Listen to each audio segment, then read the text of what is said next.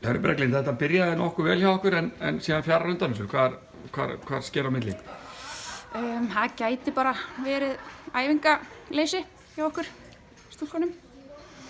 Já, þú vilt meina að B-liðið æfir kannski ekki eins og oft eins og þetta A-lið Fjölnis. Já, það er mjög ólíklegt. Við náum kannski einni æfingu á viku.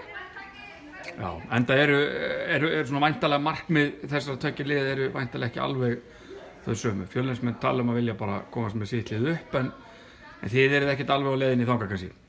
Sko, þetta lið er náttúrulega bara ótrúlega flott, þetta Fjölnislið. En auðvitað viljum við komast aðeins lengra en þetta bara gengur ekki alveg upp hjá okkur núna. Við erum ekki alveg að setja skotin okkar. Þannig að það bara kemur kannski seinni hluta tímabils. Já, og svo svona kannski vantar ekki dálítið að leikmönnum úr A-liðinu sem eru sem sagt gjaldgengar. Það er ekki munað um það, aðeins meiri breidd og... Það munar náttúrulega bara Ernur, Helgu og Lilju, sko. Ég væri með efsta sæti að þær væru. Já, nákvæmlega. En hún hann að Petronella? Var hún ekki? Jú, vantaði hana líka. Ætlar að gleyma henni? Ég ætla að gleyma henni. Ha?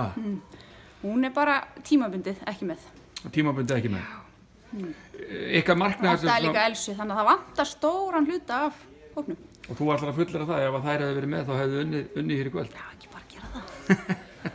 En ykkar markmið svona upp á framhaldið og svona til loka.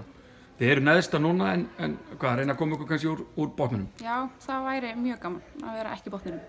Þannig að við þurfum að setja okkur eitthvað sterkt áramótaheiti. Og svo jafnvel að fjölga æfingum úr 1 í 2? Það væri mjög gott markmið. Skulum sjá hvort þið náum því. Flott takk. Takk.